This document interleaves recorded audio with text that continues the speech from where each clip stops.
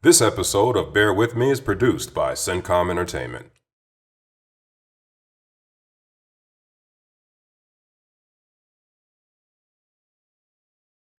What's up? Thanks for bearing with me. I am Herb Howard. The 2-1 Chicago Bears have a very tough game ahead of themselves in Week 4 as they welcome their division rival Minnesota Vikings to Soldier Field for a game that promises to be very physical and hard-fought to the very end. The Minnesota Vikings bring Dalvin Cook, who enters Week 4 as the NFL's leading rusher to Soldier Field. The Bears are going to have to deal with this running game, and that is going to be made all the more challenging if the Bears' Pro Bowl defensive lineman Akiem Hicks is not able to play on Sunday. He's been dealing with a knee injury. He left Week 3's game early with that knee injury. He has not practiced all week. And head coach Matt Nagy says Akiem Hicks will most likely be a game-time decision to see whether or not he's able to suit up and go.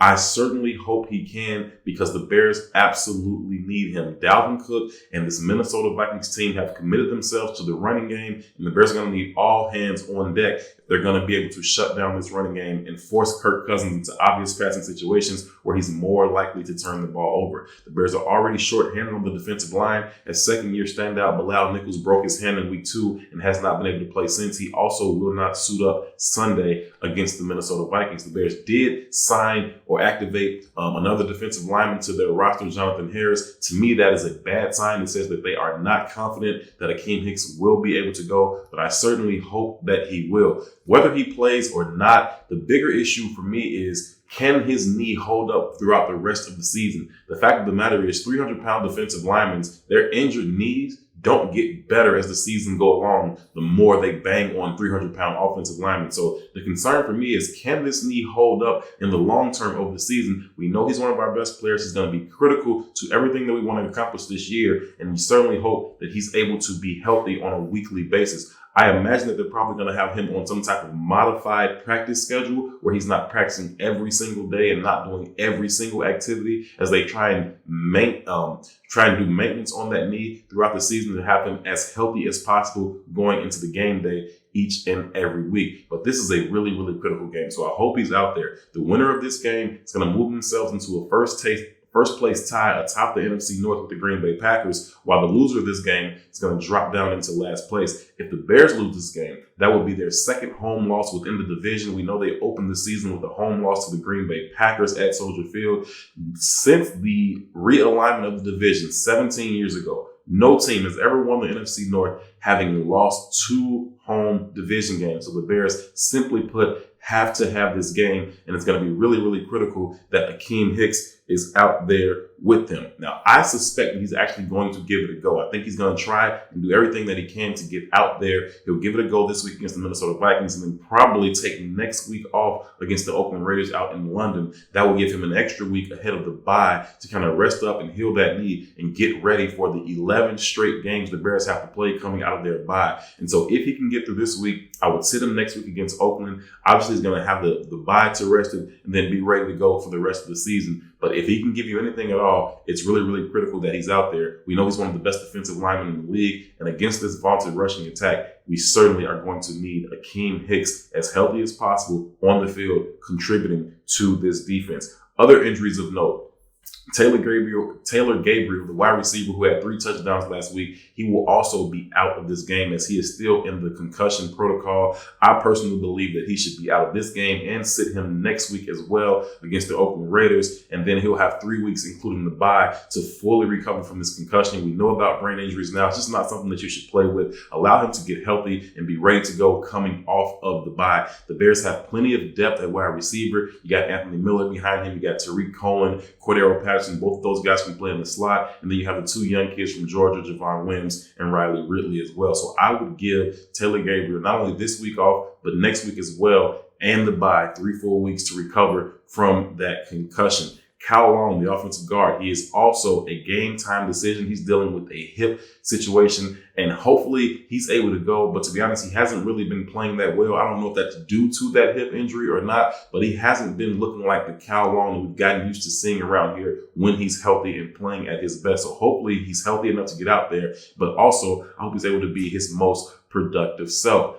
Eddie Pinheiro, the Bears kicker, also, we've been hearing about his injury all week. We saw him out there last week. Obviously, he was in pain, dealing with some discomfort in his knee. He wasn't able to walk without a noticeable limp. He did go out there and kick the field goals. He was 1 for 2 on the day, and he made all 4 of his extra points as well, though he was not able to do kickoffs as Pat O'Donnell, the Bears punter, was handling the kickoff duties last week. We hope Eddie Pinheiro is able to go. Honestly, listening to head coach Matt Nagy this week, he sounded kind of annoyed with the entire situation, as though Eddie Pinheiro just needs to toughen up a little bit and step up to the plate and do his job. That was kind of the tone that Matt Nagy took every time he was asked about Pinheiro's health this week. And so I expect him to be out there. We kind of heard the same thing from special teams coordinator Chris Tabor, who simply said, well, he played last week, so yeah, we expect him to play this week. I don't know if they feel like he's just not being tough enough or what that situation is, but the tone that they use in describing Chris Tabor's injury, not Chris Tabor's injury, Eddie Pinheiro's injury was different than you hear them talk about other players' injuries. So I expect Eddie Pinheiro to be out there. One thing that I also heard from special teams coordinator Chris Tabor was that he simply was not happy with the kick coverage. He went out of his way to call them out and say that the kick coverage was not good enough last week. Veteran special teams ace Sherrick McManus has not suited up for any games this year. He's been a healthy scratch each and every game. I wonder if this may be the game where we see Sherrick McManus actually active on game day to kind of shore up some of those leaks that we saw in kick coverage last week. Defensive coordinator Chuck Pagano says if the Bears are going to be successful against the Minnesota Vikings run game, they are going to have to focus on the discipline and the details of their assignment every single snap. He says you can't take one play off against Dalvin Cook and this rushing attack. He says you can think you have it shut down, you get it for 2 yards, 1 yard, no yard, 4 yards, 5 yards, 1 yard, no yards, boom, then 80 yards. He says you have to be prepared every single play to be focused, to be disciplined, and be detailed in your assignment. That one play that you let slip by could be the one where Dalvin Cook takes it the distance. I'll be interested to see if the Bears can play disciplined assignment football every single snap of the game. Now, let me talk about Mr. Trubisky. Obviously, we got to talk about Mr. Trubisky every single week. I'm just going to say it right now, y'all. I'm riding with Mr. Trubisky, okay? I know y'all upset with him. I'm upset with him. I understand that he hasn't played all that well, but the fact of the matter is he is our best hope at winning a Super Bowl this year. So I hope he plays well. I'm going to continue to hope that he plays well because he has to, right? And so then it becomes incumbent upon us to not be so upset with him, but we simply have to evaluate his performance individually each week.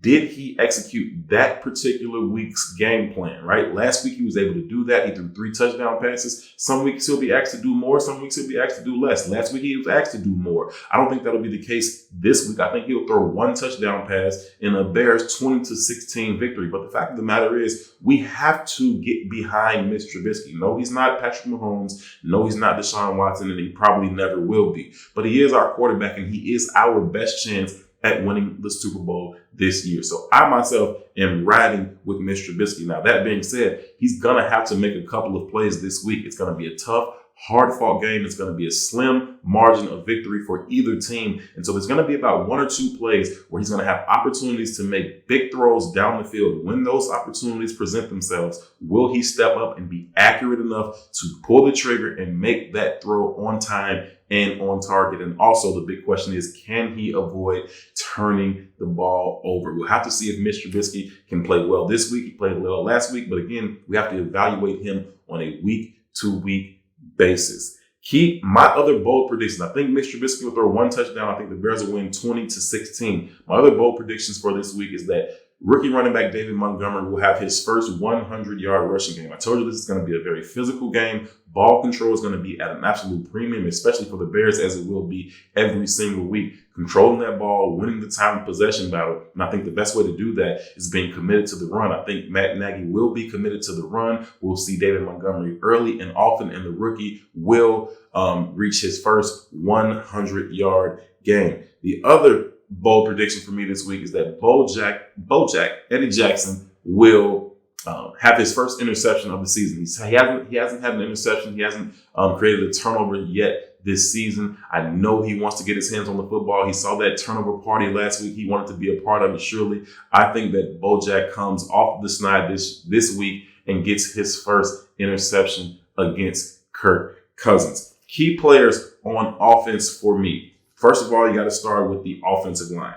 All of them. That's it. The offensive line are the key players on offense for me this week. They have to play well. They've shown some improvement each and every week, but they still haven't put it all together yet. They're going to have to put it all together so that they can establish themselves in the run game. David Montgomery can get those 100 yards, but also so Mitch can have a clean pocket to execute the throws when he needs to make throws downfield. He's going to have to be able to have the time to do so. And so I'm putting the onus all on the offensive line this week. I need them to put it all together, all 5 of them playing together in the run game and the pass game. No blown assignments, nobody shooting through gaps, no miscommunication. Everybody's solid in what their assignment is and then executing it to the best of their ability. My key player for offense is the entire offensive line.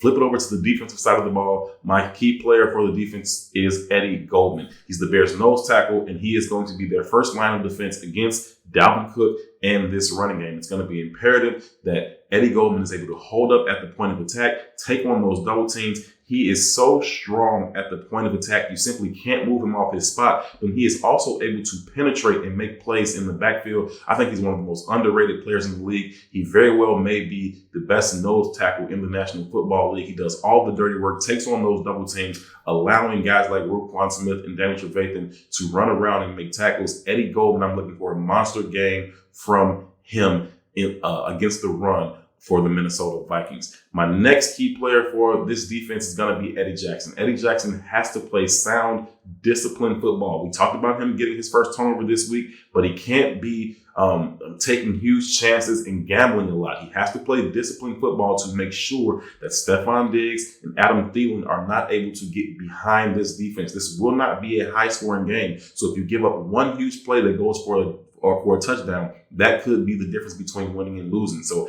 Eddie Jackson has to be back there playing center field, making sure that no one gets behind him. But then he also has to be the last line of defense against the run. He's going to have to be the person who's going to be able to limit that Dalvin Cook run to 13 yards as opposed to it being an 80-yard run.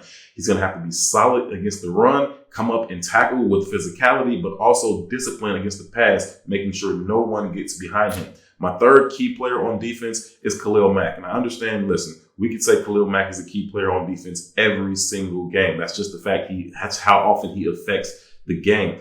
But when you're talking about a division game at home against an evenly matched opponent, sometimes it just comes down to who has the best player on the field. And I think the best player on the field is Khalil Mack, and he has to show that on Sunday. I think he'll find ways to make plays. I certainly understand that they'll give him all the attention that he deserves to have.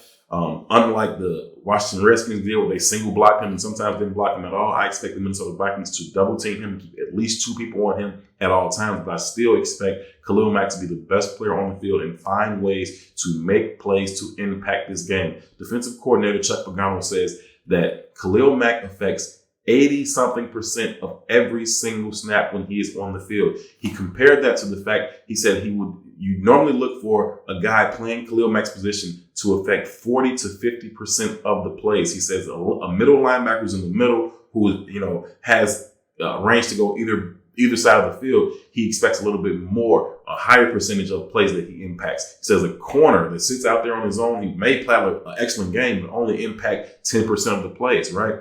Khalil Mack is impacting 80% of the plays for the Bears, and that is absolutely off the chart. I expect that to continue for the Bears this week. If the Bears are able to do all these things, if the offense is able to play run control football, establish the run game, play ball control football, win the time of possession, get David Montgomery to 100 yards, and that's all going to depend on the offensive line. And then Mitch Trubisky is able to make those 1 or 2 throws when those opportunities present themselves and avoid turning the ball over. I think the Bears will put themselves in a phenomenal position to be able to win this game, move to 3-1, and into a first-place tie with the Green Bay Packers atop the NFC North. I remember when Lovie Smith was here, he would always divide the season into 4 quarters, and every 4 games was a quarter, and he wanted to evaluate what was our record for that quarter. Well, you would certainly rather have your first quarter record be 3-1 as opposed to 2-2. The Bears have that opportunity ahead of them Sunday afternoon at Soldier Field. Should be a really, really good game. I'm looking forward to it. Thank you so much for bearing with me. My name is Herb Howard. Until next time, thanks for watching.